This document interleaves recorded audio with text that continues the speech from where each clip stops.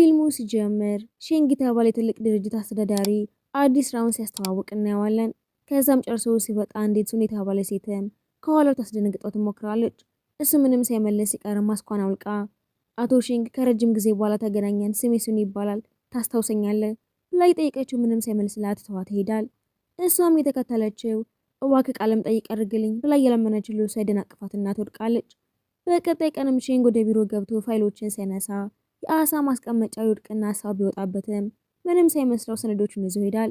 ረዳቱ ግን ቶሎ መቶ አሳውን ይመልሰዋል። ለሱም ከእናቱ ስልክ ይደወለትና ሲያነሳውም ለየት ያለ ፈገግታ ያሳያል። ስልኩ እንደተዘጋም ረዳቱ ፈገግታ እውነተኛ አይመስልም፣ ደስታን በትክክል ለመግለጽ ዘና ማለት አለብህ። ስለ ሼንግ ወዲያውኑ ስለፊት መገለጫዎች የሚያወራ መጽሐፉን ይከፍታል። ለአሳውም ቢሆን አዝኔታ ማሳየት ነበረብህ። ስለ ሼንግም እሺ ልምምዴን እቀጥላለሁ። ረዳቱ በዛኑ ምሽት ስላለው የኮክቴል ግብዣ ሲያስታውሰው ሼንግም አልሄድም፣ ምክንያት ፈጥረህ ግብዣውን ሰርዘው። ረዳቱ ግን የሱኒን ስም አንስተው እሷ ለረጅም ጊዜ ቃለ መጠይቅ ስጠይቅ ነበር፣ በዚህ ግብዣ ላይ ታገኘ ተስፋ አድርጋለች። ስለ ሼንግ በንዴትም ይሄን ችግር ዛሬ ማታ ፈታዋለሁ በማለት ለመሄድ ይወስናል። በሌላ በኩል ሱኒ ከጮኛዋ ጋር ወደ ኮክቴል ግብዣው ትመጣለች። በነጋታው ሰርጓ ቢሆንም እሷ ግን ያሳሰባት ቃለ መጠይቁ ነበር። እጮኛዋ ምግብ ላይ መጣላት ሲሄድም ሱኒ ስልኳን ማየት ትጀምራለች። በዚህ አጋጣሚ ማኒት ክፉ ባልደረባዋ አልኮል የሌለበትን መጠጧን በአልኮል ተቀይርባታለች። ሱኒ ለመጠጣት ባታሰበን ባልደረባዋ ግን እንኳን ለሰርግሽ አበቃሽ ቺርስ ስትላት አልኮልን አንስታ ጠጣዋለች። በተመሳሳይ ሰዓትም የሼንግ ረዳት ቃለ መጠይቁ ልትቀበላት ካላሰብክ ለምን እዛ ድረስ ትጋብዛታለህ ብሎ ሲጠይቀው ሼንግም መጀመሪያ ተስፋ ሰጥቼ ከዛ ውድቅ ካረኳት ደግማ ታስቸግረኝም ብሎ ይመልስለታል።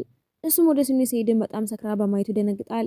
እሷም ሰላም ካለችው በኋላ ወደ መድረኩ ሄዳ ኮሌጅ ያለን የፍቅር ደብዳቤ ስትጽፈልኝ እኔ ስህተቱን ብቻ ነበር ያሳየሁ እንጂ ሁሉም እንዲያነባ አልፈለኩም ነበር ስትል ሼንግ ደንግጦ ረዳቱን ሌላ ነገር ከመናገረው በፊት ሁለቱ እርዳት ሁለቱም ተባብረው ይዘዋት ይወጣሉ። ከዛ በኋላም ሼንግ ሳያስበው አልኮልን ጠጣዋል። እሱም አልኮል ሲጠጣ ህመሙ ስለሚነሳበት ወዲያውኑ ራሱን ይስታል። ጠዋት ላይም ሲን ስትነቃ በክፍል ውስጥም ሼንግ ካጠገቧ ተኝቶ ስታገኘው ትደነግጣለች። እሱም ሳያት ይደነግጣል። ሼንግ ላለመዋረድ ብሎ ተሳስተሻል፣ እኔ ሼንግ ሳልሆን መንትያው እንደሙ ጂን ነኝ፣ ጂን ውጭ ሀገር ነው የሚኖረው ተብሎ ሲወራ ሰምቻለሁ፣ ለተዋሻት ሞክር፣ ውሸቴን አይደለም በቅርቡ ነው የተመለስኩት። እሷም እየዋሸ መስሏት ስትስቅበት ወደ ቢሮ ደውሎ ረዳቱ ስልኩን ሲያነሳው እንደጅ ነው ከሼንግ ጋር ማዋራት ፈልጋለሁ ይለውና ረዳቱም እንደ ሼንግ ሆኖ ያዋራዋል። ሲኔን ስታይም ታምነዋለች። እሱም ሊሄድ ሲልም ማስታወቂያ በወንድም ላይ የተመሰረተ ነው፣ እባክህ ቃለም ጠይቅ እንዳደረግለት እርዳኝ፣ የቀረው ህይወትሽን ከኔ ጋር ለምን አታሳልፊም፣ ነገ ማገባ መሆኔን አትርሳ እንጂ። ከዛም ሼንግ ስተዋት ይሄዳል። ልትወጣ ስትል እጮኛዋ ከሼንግ ጋር የተነሳችው ፎቶ ልኮላት ይቅርታ ላገባሽ አልችልም ይላታል። በጣም ተናደው ወደ ሼንግ ሮጠች። ሄዳም እጮኛዬ ሰርጉን ሰርዞታል፣ እባክህ አግባኝ፣ ሰርጉ ላይ ተገኝተህ እንድታስመስል ብቻ ነው የምፈልገው። እሱ ግን ዝም ብሏት ይሄዳል። እሷም ጮክ ብላ የማታገባኝ ከሆነ ግን ይህንን ፎቶ ለቀዋለሁ ስትለው በጣም ይደነግጣል። እሷ ግን ምንም ፎቶ ሳይኖራት እያታለለችው ነበር። እናቴ ወደ ስልጠና ኮርስ እንዴት የምትፈቅድልኝ ካገባው በኋላ ብቻ ነው፣ ከረዳኝ ፎቶዎቹን አጠፋቸዋለሁ ስትለው ሼንግ ሌላ አማራጭ ስለሌለው በግዴታ ይስማማል። ሱኒ በጣም ተደስታ ወዲያውኑ ትሄዳለች። እሷ ከሄደች በኋላም ረዳቱን ባለፈው ምሽት ምን እንደተፈጠረ ሲጠይቃበም አንድ የሆቴል ክፍል ብቻ ስለቀረና ሁለታችሁም ሰክራችሁ ስለነበረ አብራችሁ ለመተው ተገድጄ ነው። ረዳቱ ሼንግን በእናቱ ጤና ሁኔታ ምክንያት ራሱ እንደ ጅን አድርጎ መኖር እንደጀመረ አስታውሶት በቀልድ መልክም ሌላ ሰው መስለህ መኖር አልሰለችህም ሲለው ሼንግም ለዚህ እኮ ነው ይሄንን ሁኔታ በፍጥነት ማጠናቀቅ ያለብን። በኋላ ላይም የሱኒ አጎት ሊያገኛቸው ይመጡና ሰላም ብሏቸው ሲሄድም ሼንግ ተገርሞ እንዴት እጮኛሽ እንዳልሆንኩኝ አላወቀም። እኔና እጮኜ ከልጅነታችን ጀምሮ ጓደኛሞች ብንሆንም ምን እንደሚመስል የሚያውቁት ግን ጥቂት ሰዎች ብቻ ናቸው። ደግሞ አጎቴ ትንሽ የማየት ችግር አለበት። እናቷ ስትመጣም ለእናቷ ከሼንግ ጋር ከተገናኘው በኋላ ዩዊንግ እውነተኛ ፍቅሬ እንዳልነበረ ተገነዘብኩ። ሱኒ ሼንግ ምን ማለት እንዳለበት ብትነግረውም እሱ ግን በተቃራኒው መመለስ ይጀምራል። ስለ ስራው ሲጠየቅም ስራ አልሰራም፣ ቀኑ ሙሉ ቤት ነው የምውለው። የሱኒ እናት ግራ ሲገባት ሱኒ እሱ መቀለድ ይወዳል፣ በቀልደኛነቱ ነው የሚወደድኩት ብላ በምልክት አስፈራራዋለች። እሱም እሷ ምን ብሎ እንደሚናገር እንደነገረችው ማውራት ሲጀምር እናቷም ተገርማ በጣም ቀልደኛ ነህ፣ በትዳራችሁ ላይ ምንም አይነት ተቃውሞ የለኝም ብላቸው ትሄዳለች። የሰርግ ስነ ስርዓቱ ከተጀመረ በኋላም ቀለበት እያረጉ ከ6 ዓመት በፊት የነበረው ታሪካቸው ይጀምራል። ያን ሁሉም ተሰብስበው ምርቃታቸውን እያከበሩ ሼንግ ደብዳቤ ይዞ ብቻውን ነበር የተቀመጠው። እሷም ወደ እሱ መታ እንደምትወደው ስትነግረው እሱም ፈገግ ይላል። ሌሎች አበባ ሲሰጣጡ ሲያይም ለሷም ሊገዛላት ሄድና ለሷ የጻፈላትን ደብዳቤ አንብበውት እየቀለዱበት ያገኛቸዋል። እሷን ሚዩንግ ይዘዋት ይሄዳል። ወደ አሁኑ ጊዜ ሲመለሱ ሰርጉ ከተጠናቀቀ በኋላ ለ3 ወር አብረው እንዲኖሩ ካልሆነ ግን እቅዷ እንደሚበላሽ ብትነግረውም እሱ ግን ሳይስማማ ይቀራል።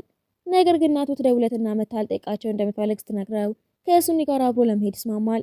በነጋታውም የሁለቱም እናቶች ሊጠይቋቸው ይመጡና የሼንግ እናት እሷ የፈለገችውን ነገር እንጠይቃ ስትነግራትም እሷ በደስታ ሼንግን ቃለ መጠይቅ ላደርግለት እፈልጋለሁ ስትላት እሱ ወንድሙ እንደማይመቸውና ጊዜ እንደሌለው ቢነግራቸውም እናቱ ግን እሱ ለእኔ ታውት ብላቸው ይሄዳሉ።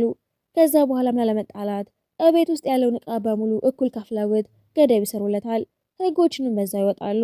በኋላ ላይ መረዳቱ ደውሎለት ቃለ መጠይቁ እንድታረግ ልትፈቅድላት ነው። እናቴ እንድትገባበት አድርጋለች። ደግሞ አብሮን እስከኖርን ድረስ እውነቱን ማወቁ አይቀርም። በነጋታውም ጠዋት ላይ ሼንግ ምግብ ያዘጋጅና እሷን በጸባዩ ግራ ተጋብታ ምን እያሰብክ ነው? ለ3 ወር አንድ ቤት ውስጥ እስከኖርን ድረስ ግዴታ መስማማት አለብን ይላትና አብረው ተቀምጠው መመገብ ይጀምራሉ። እሷም ዛሬ ሼንግ እንደማገኘው ታውቃለህ፣ በጣም ደስ ብሎኛል። እሱም እንዳይታወቅበት ምንም የማውቀው ነገር የለም፣ ከእሱ ጋር ካወራን ትንሽ ቆይተናል። እሷም እሱን ለማግኘት ስትሄድም 2 ሰዓት በማርፈዷ በእሷ ቦታ አብራት የምትሰራው እንደተመደበ ትነግራታለች።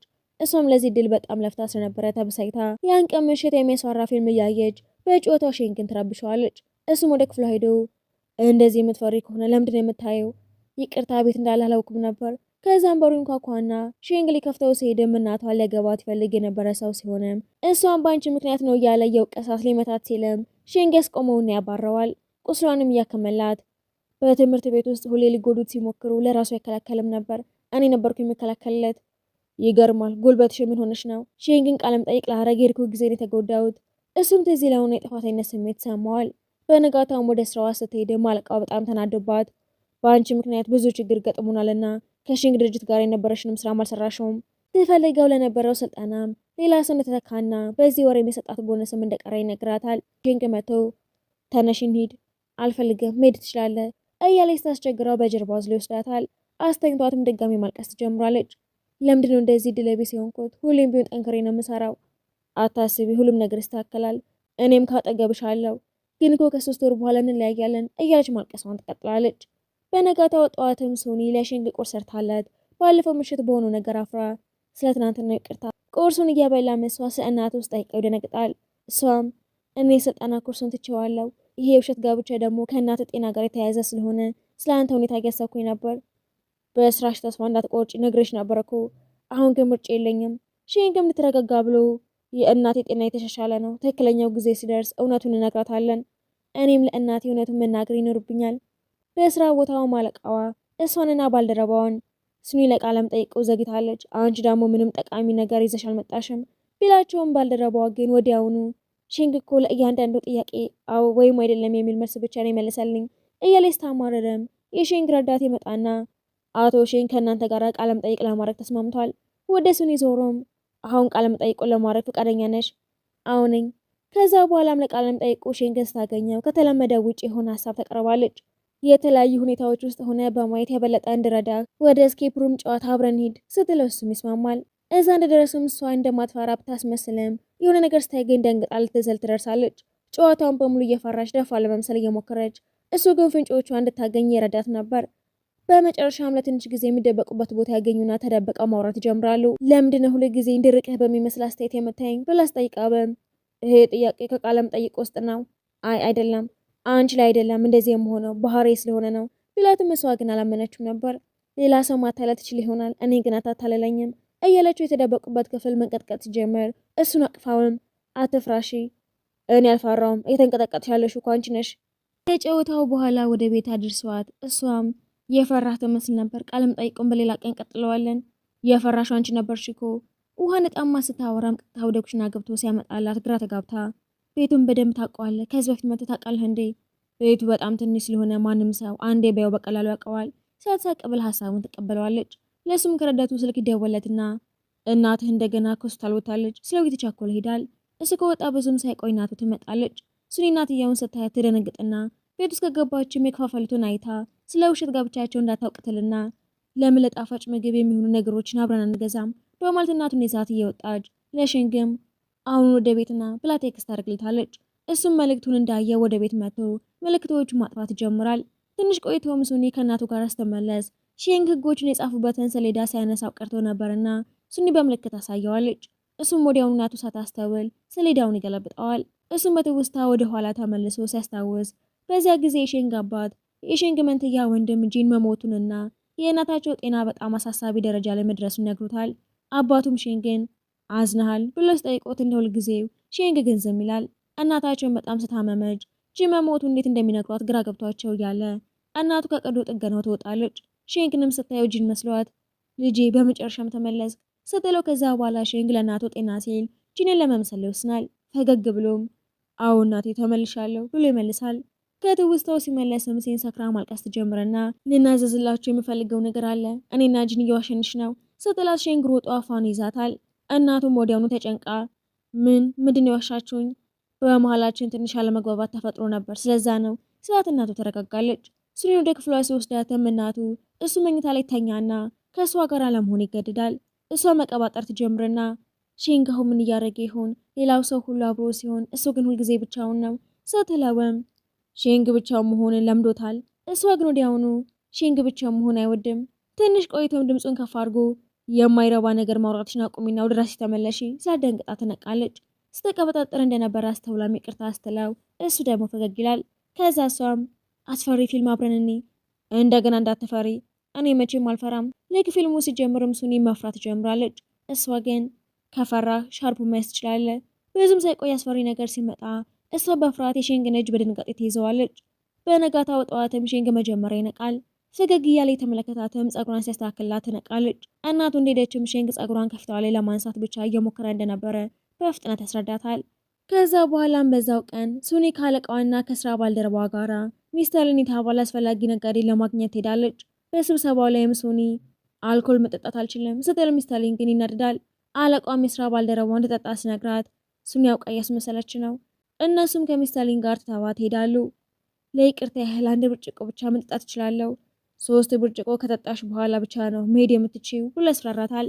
እሷም አማራጭ ሳልነበራት በግዴታ ጠጥታ ከክፍል ወጥታ ስልክ ለመደወል ብትሞክርም መብራቱን የጠፋባትና ሲጠጋት እሷ በፍርሃት ለፖሊስ ደውያለሁ እንዳትጠጋኝ በትልም የበለጠ ሲቀርባት ሼንግ በድንገት ደርሶ ደብድቦ ያባርላታል። ሼንግን በቀስታ አሁን ነኝ አሁን ደህና ነሽ ምንም አይፈጠርም ወደ ቤት ከወሰዳት በኋላም አደጋ ውስጥም ሆኔ ግን እንዲታወቅ በሚስጥር ስልኬን የአደጋ ጊዜ ተጣሪ ላይ ያስገብቼው ነበር። በጣም ፈርቼ ነበር። ማንም መልእክቴን ባይኖሩ ምን ሆን ነበር። ሁልጊዜም ለአንቺ እዚህ ስላለው አትፍሪ፣ እርዳታ በፈለግሽ ጊዜ ወዲያውኑ እመጣለሁ። ተኝተ መልእክቴን ባታዩስ አንቺ በሰላም ቤት መግባትሽን ሳላረጋግጥ አልተኛም። እንደዚህ አይነት ነገር አትበለኝ፣ ማመን ጀምራለሁ። ከዛ በኋላም ትኩሳት እንዳላት አይቶ እረፍት አድርጊ በቃ ቢላትም እሷ ግን በሄደበት ሁሉ ትከትለዋለች። ጫማ እንዳልደረገች አይቶ ማቅፋ አልጋ ላይ ያስተኛታል። በጣም አመሰግናለሁ፣ ልደገፍበት የምችለው ሰው እንዳለኝ እንዳስባረከኝ። ጓደኛሞች ሁሌም መረዳዳት አለባቸው ይላትና ሁለቱም እንቅልፍ ይወስዳቸዋል። በቀጣይ ቀንም ሼንግ በፎቶ ቀረጻ ላይ ያለ ዩዊንግ መጥቶ ሱኒ ይቅርታ ይጠይቃታል። ሼንግም ሲያወሩ ሲያቸው ቀንቶ በንዴት ምን እያደረግሽ ነው ብሎ ቴክስት ልክላትና ሳትመልስ ስትቀርም ረዳቱን ዩዊንግን ውጪ ሰው እየፈለገው እንደሆነ ንገረው ብሎ ያዘዋል። እሱም ከሄደ በኋላ እናቷ ስልክ ትደውላትና በድንጋጤ እየሮጠች ትሄዳለች። እሷም ለጂን በ30 ደቂቃ ውስጥ ካላገኘኝ ወደዚህ ና ብላ ትልክለታለች። ሼንግም ሲያዩ ደነግጣል። ሱኒ ስትደርስም እናቷ ሊያገባ የነበረው አጭበርባሪ ሰው ተመልሶ መጥቶ ገንዘብ ሲጠይቅ ታገኘዋለች። እሷም 1 ሳንቲም እንኳን አታገኝም ስትለው ሰውየው ገፍቶ ለጠቃት ሲልም ሼንግ በፍጥነት ገብቶ ሰውየውን ደብድቦ ያባረዋል። ከዛም እሷ እንዴት አገኘኸኝ? ጂን ነገረኝ። ወደ ቤት እየወሰዳትም በእጇ 1 ዕቃ ይዛ ስለነበረ ምን እንደሆነ ሲጠይቃትም እናቴ ጂን እንደፈተነበት ሰጠችኝ የውሸት መመርመሪያ ማሽን ነው። ጂን ቢዋሽሽ ይቅርታ ታደርግለታለሽ ብሎ ሲጠይቃትም ሱኒ ስቃ እየቀለድኩ እኮ ነው ደግሞ እሱ ያሸኛል ብዬ አላሰበም ብላ ስትመልስለት እስከ ዛሬ ዋሻትን እያሰበ በጣም ያዝናል። ሼንግን መልእክቱን እያየው በቀስታ ለራሱ ሱኒ የምትወደው ጂንን ብቻ ሊሆን ይችላል። ከዛ በኋላም ሱኒ የውሸት መመርመሪያው ማሽን አውጥታ እንጫወት ትለውና ከተስማማ በኋላም ስለኔ ምን ታስባለህ ብላ ጠይቀዋለች። ድንቅ ሰው እንደሆንሽ ሲልም ማሽኑ ሙናይቱን መሆኑን ያረጋግጣል። ከዛም ፍቅር ይዞሃል ስትለው ሼንግ ደንግጦ በቀልድ መልክ አዎ እናቴን ወዳታለሁ፣ በመጨረሻም ከኔ ጋር እራት መብላት ትፈልጋለህ ስትለው ይስማማል። በቀጣይ ቀንም ጠዋት የሼንግ ረዳት ከሼንግ ይልቅ ጂንን እየመሰልክ ከሆነ ይሄን እያደረኩኝ ሼንግ ሙሉ በሙሉ ቢጠፋ ምንም አይመስለኝም። ረዳቱም ይህንን ሁሉ ለማውቀውም ጊዜው ደረሰ ይመስለኛል። ስለው ሼንግ ቢስማማም ይሄ ነገር ግን እንዲያበቃ አይፈልግም ነበር።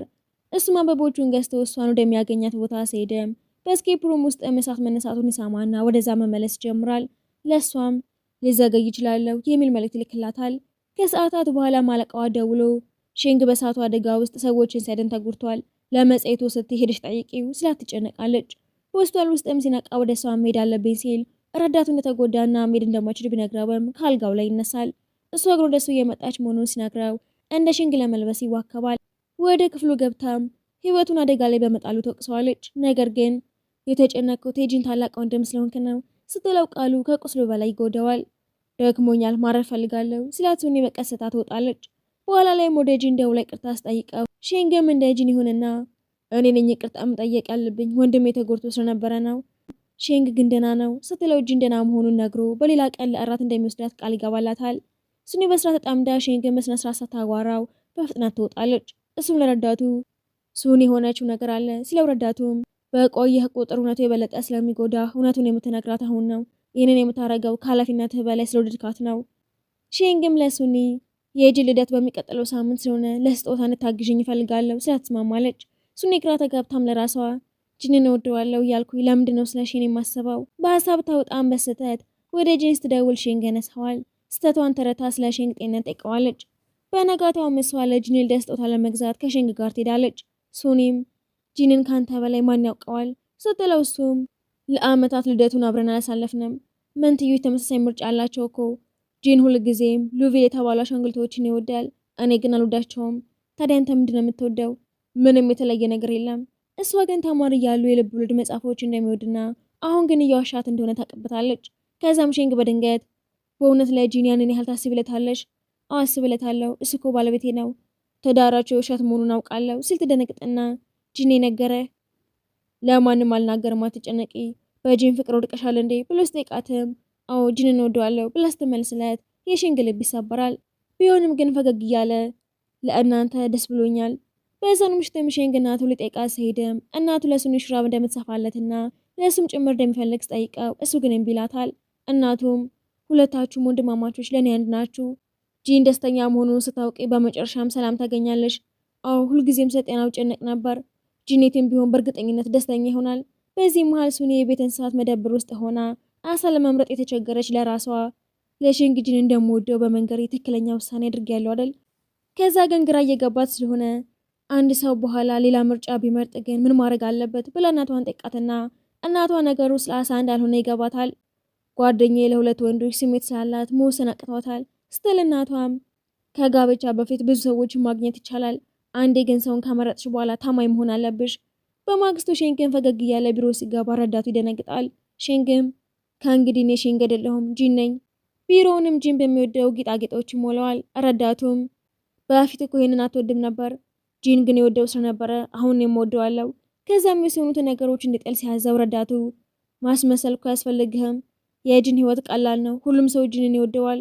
በዛኑ ምሽትም ሽንግ ለሱኒ አበባ አስቀምጦ የተኛች መስሎት አጠገባ ይቀመጥና እወድሻለሁ በማለት ተናዞ ሲወጣ ትሰማዋለች። እሷም ግን ለሽንግ የሚወደው መጽሐፍ ለማግኘት ብትለፋም በማግስቱ ጠዋት ለቁርስ ሲጋብዛት እምቢ ትለዋለች። ማታ ላይም ወደ ቢሮ ስትሄድም ሁሉም ነገር መለውጡን ታይና ሽንግም ለጂን ብዬ ቢሮን በድጋሚ ያስገድኩት፣ ለጂ ሌላ ቢሮ ብንሰጠው ይሻል ነበር እኮ ብትለው እሱ ገዝም ይላታል። የመጨረሻውን የቃለ መጠይቅ ስክሪፕት ያሳያውና እሱም አድንቆት እንድታሳተመው ይነግራታል። ስትወጣም ከእንግዲህ ልታይም በፍጹም አትመጣም ብሎ ያስባል። የጂንን ልደስታ ከብርም ሽንግ ባይወደውም በመደሰት ያስመስላል።